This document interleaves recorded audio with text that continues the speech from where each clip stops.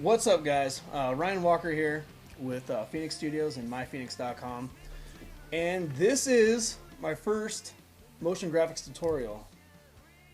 So the other day, I posted a video that I did some of the credits for the CU Freestyle Ski Team, and I got a couple of emails and also a Facebook post, all basically asking the same thing for these titles right here. How were the titles motion tracked in the footage, and how you use that data to make a dartfish, which is, we're talking about the second tile right here. Turn the volume down a little bit. So basically, the email and the Facebook post are asking how these were tracked in, and basically this is a 2D track, 3D track on this title. Might make this a second tutorial if people are interested.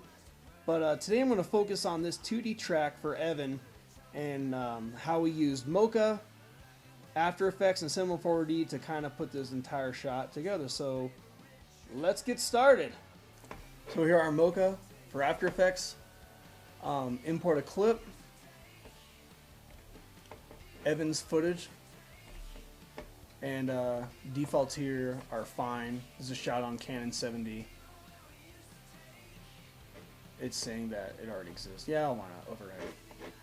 Okay, so here we go. So we got our footage. I know that I'm going to make the 3D tile right here, just like we did in QuickTime. So this break is kind of on the same plane of where I want my title to be. And if you don't know, Mocha isn't like your point tracker in After Effects. It's a planar tracker. So we're going to take our X spline here, and we're just going to make a nice little path around this break sign, and we're just going to track it forward. That was one frame. Let's do the whole thing. Okay. Then you see it's getting that snap zoom in there and staying on the plane versus a point. I mean, the point tracker wouldn't work very well anyways because of all the snow. And I'll probably let this track, and we'll cut back to it. We'll take a break. Okay, so our track is done. We have our footage right here, and it's pretty simple track. All the points are staying on. Snap zooms look good. It's shaky, which is actually gonna work good for when we track it in. And that's Evan's shot right there. So real easy. All we're gonna do is export tracking data. And we want the position, scale, and rotation. Copy that to the clipboard, and we are done with Mocha. Jump into After Effects. And I have to just gonna double click to import that same shot. Let's see here. Tutorials. Here's Evan. Same thing. And drag it down to make a new comp. That's quarter res right now. Hopefully you guys can see this. Command J to move to full res. And here we go. So all we really need now is a new null object. Make sure you're on the first frame. And you already copied the clipboard, so we just have to paste it. And then there's all our keyframes. Don't really need the anchor point. And if we look at our null object, granted, it's up there. We can fix that. We could reset that if we really wanted to. Just reset that anchor point, and then it's back in the middle, and it's staying around in the footage. Perfect. Okay, so now we just need a frame to work off of for the title. So it comes in right here. Just do an Apple click or command click to see what frame we're on. Frame 242.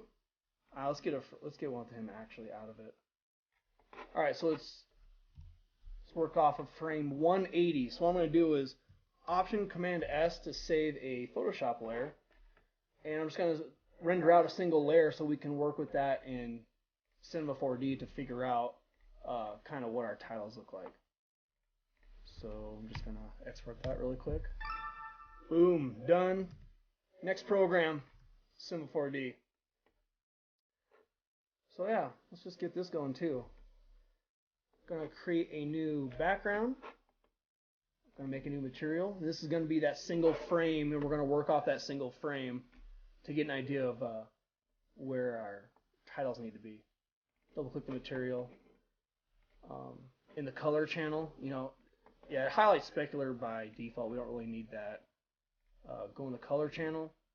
And for our texture, we're just going to use that still image that we found. This is the Evan track. That's a single frame right there. It's going to ask you, do you want to make a copy of it where you're working? Oh, why not? Let's get crazy. All right, so it's squished right now. That's fine. Our output is 1280 by 720. Whoops. All right, so this is our background. So now let's start with our titles. It's pretty simple. Titles that I made here. So just go new text title. And for this, let's just say, let's do Phoenix.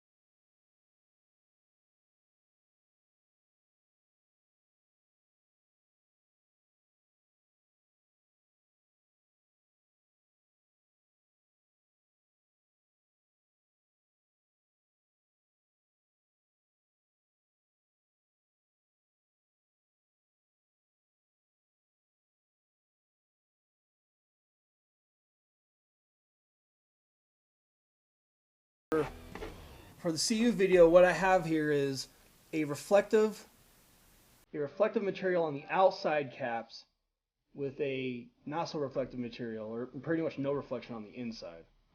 And I think I use a little bit of caps on that too. So let's take these and just do a fillet cap each side. That's too thick though. Maybe let's give it a little bit of steps. Bring down the radius, which is just adjusting the outside. I mean, if I crank this up, it looks a little funky. And we'll just use the same settings for the other side. And let's move this down a little bit now. Fill a cap for both of these. Give a little bit of steps. Bring down the radius. Steps radius. Alright, so what I had was a silver material for the outside. And basically all I did for that is turn out the color, turn out the specular, and just used a really super glossy reflection. Made it a Fresnel reflection, looks a little more realistic. And just brought the mix strength down, leave the brightness up. So it's basically a pure reflective object. We have that.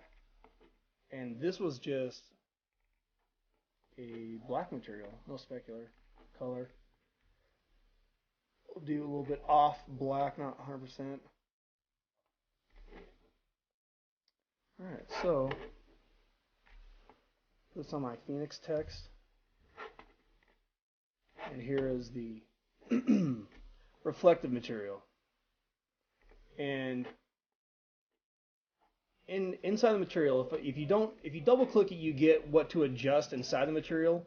If you click it once, you get the tag options. And right here in selection, you want to tell this material to say, okay, where on the material do you want it to go?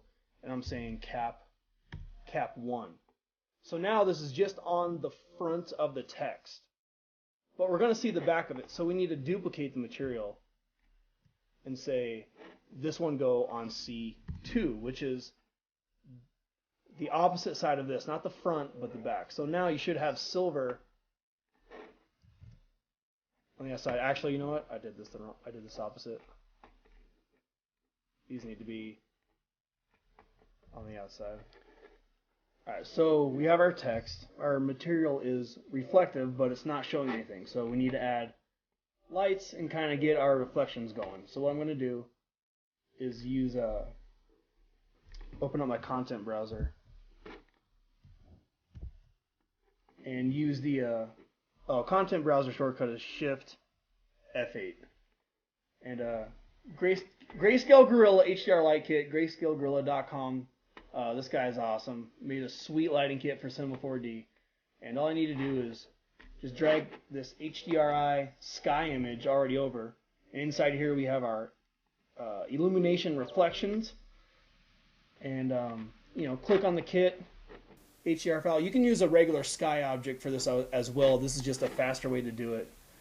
And right here I have an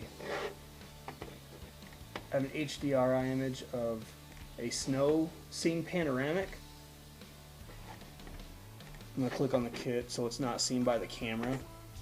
And now let's look at, alright, there we go. See? Alright, we got some things going here. It's getting pretty reflective. If you don't have any HDRI images, if you go to this website, hdrlabs.com, they have a kit called Sybil, which is image-based lighting for cinema, and it lights your objects in your scenes with the actual image, and it sets up a whole kit for you, which is awesome. You should check this out. But they also have HDR images that you can download to use. It doesn't have to be in this kit, but they have free ones you can use for anything. So I mean, here's Ice Lake or a city scene or whatever. So anyways, you can get HDR images there if you do not have any. So our reflections are looking pretty good here. There's a little bit of aliasing right here. So I'm going to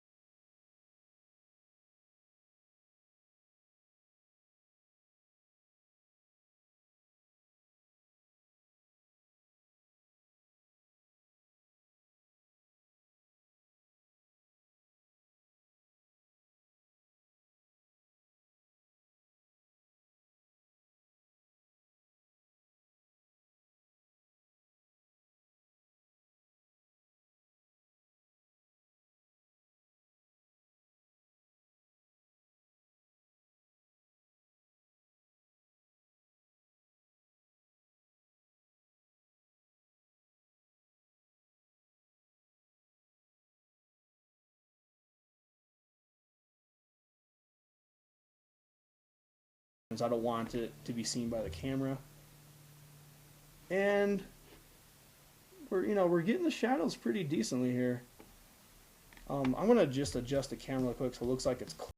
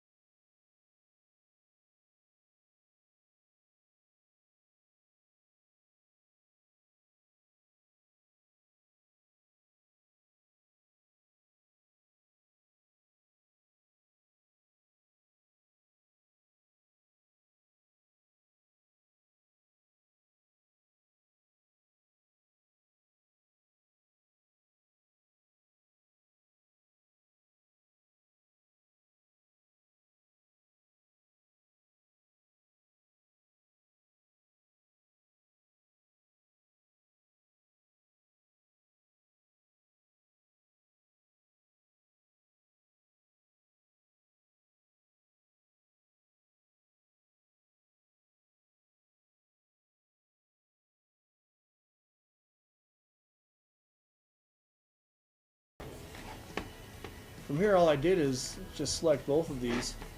Go to MoGraph again, Effectors, Plane Effector. And as you saw, it moved it up right away. It's because our Plane Effector right here is saying affect the position of the text of both of these letters, or both these titles of text. So if I move up Y or X, it's going to adjust it from there. From the QuickTime, the position never moves, but our rotation does. Okay, so we have our first problem. Everything's moving together. The text on the video moves separately. All right, so how do we fix this? Basically, all you got to do is you have to change the mode. If you do explode segments and connect, now you're affecting the individual letters. If you do just explode segments, you're kind of affecting everything. So let's see. Let's just see what this looks like for fun. All right, we'll see. I mean, those individual letters are being affected, but now the Studios isn't. So let's just do explode segments and connect for both of these. All right, so Plane Effector affecting everything at once right now. We don't really want that. So what we're going to do is right here in fall off, instead of infinite, we're going to say make it linear. Okay, so still nothing's really happening. But go to the top view, rotate it. If you see this arrow, it's kind of where it's affecting. Right there. Now we have now if we move it left or right, it's affecting each letter as it passes. So let me take a look at the QuickTime again. How it starts is everything is kind of tilted at a different angle, and it comes together. Perfect. We can do this. So all we're really doing is starting the effector here, keyframing it over. So I'm going to select the plane effector, set a keyframe, go forward maybe, let's see, we're working in 60 frames a second, right? Yeah, no, this really can't be 30. Let's just make it easy. So 30, do 60 frames, and then we want to move this back over in 60 frames. Set a keyframe. So this is our animation now. Now everything's kind of still uniform as it's tilted.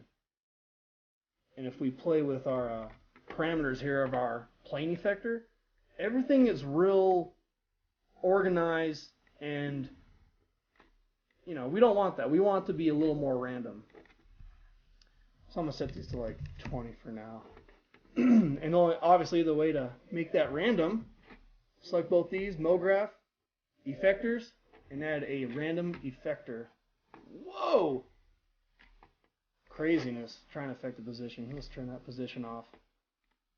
We want to affect the rotation. And it's still exploding each part for some reason.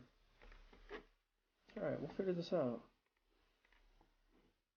Explode segments and connect. Yes, there we go.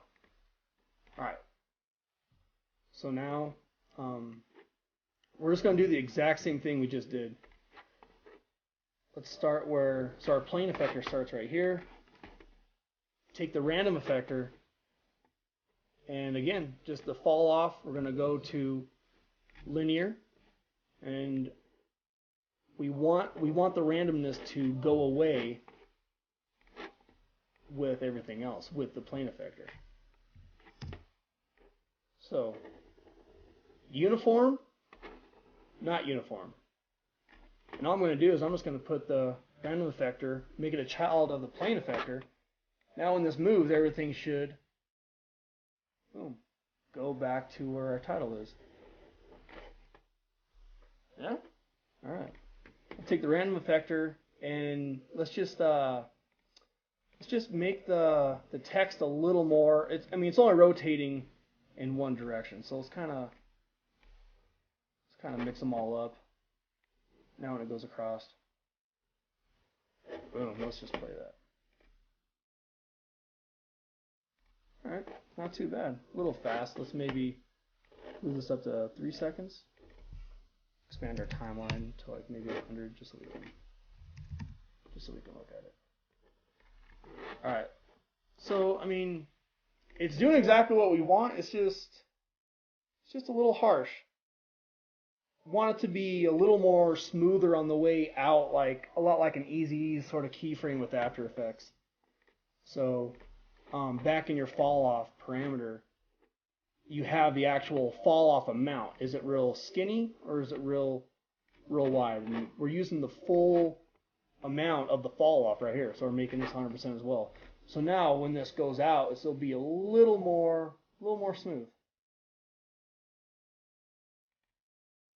It's not bad.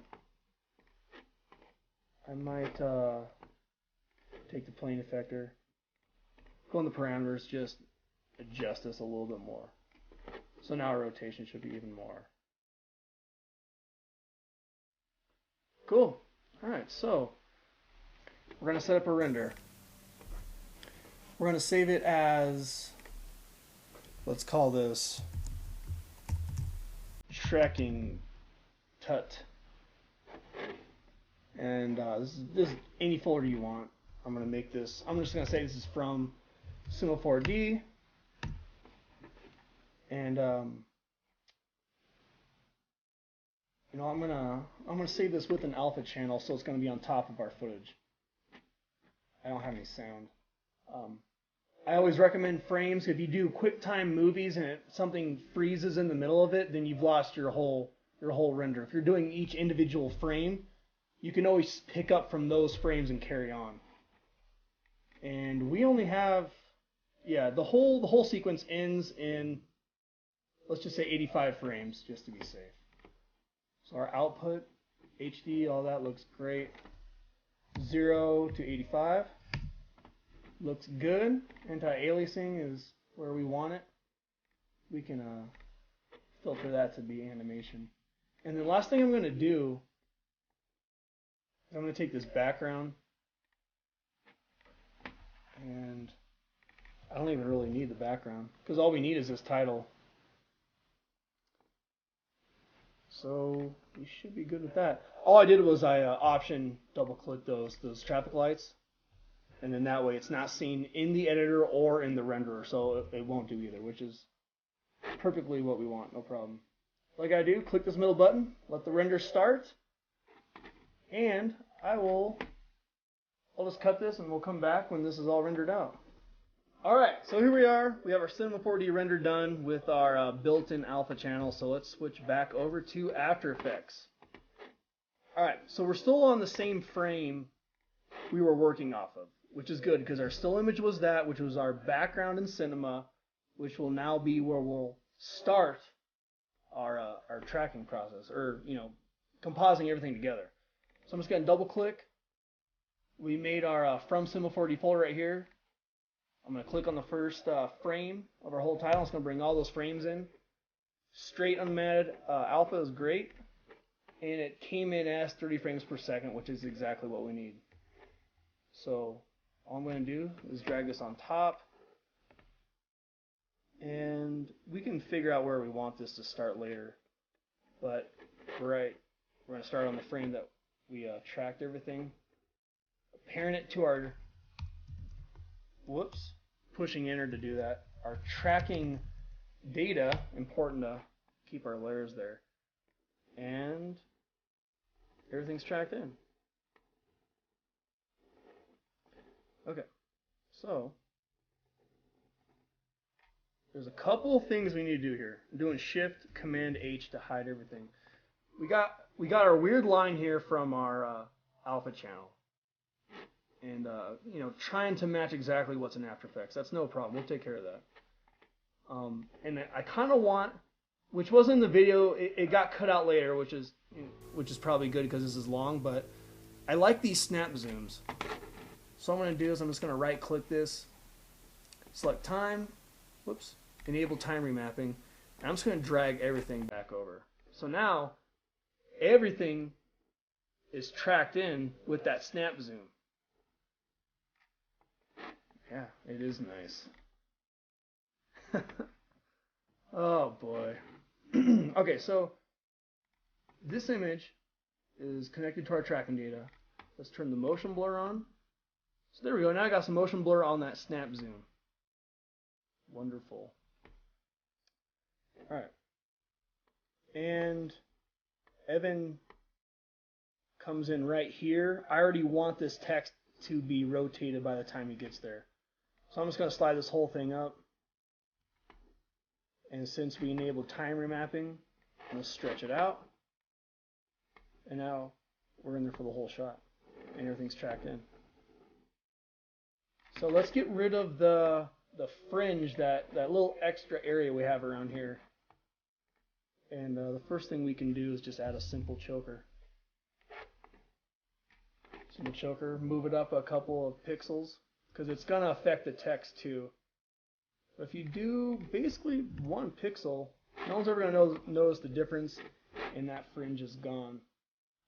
And then I'm just going to add a mask. Let's go to where this is done. Add a mask. Oops, not shape layer. I didn't select the layer, that's why I did a shape layer. I'm just going to put it, just far enough to where our titles are. Bring it back up here. And it's coming together. I mean, we got a little bit here, which is no problem. Let's make sure our text doesn't go outside the mask, and it doesn't. So I'm just going to feather this out a little bit. I'm going to turn the simple choker up maybe 2 more pixels, because we got it on the back side here, but that's going to be pretty hard to see. And there we go. We have our track titles in. Let's render a preview and see what that looks like. All right, so here's our ramp preview. I'll turn the volume off. And everything's sticking on there pretty well. So I guess that's it for the first tutorial. Things that I did also, just nitpicky things to spend more time, is you can adjust your shadow catcher, get rid of that line, and you can even turn the text in Z space a little bit more to make it look like it's going up the hill in parallel with that ramp. But that's not the important part here. It was more of working from Mocha to Cinema, back to After Effects, and putting it all together. So yeah, leave a comment, visit the Facebook page. If this is my first tutorial, if there's something you'd like to see more of, something less of, or any sort of comments, leave them at the homepage, Facebook. Otherwise, if you want to see anything else, let me know, and talk to you next time.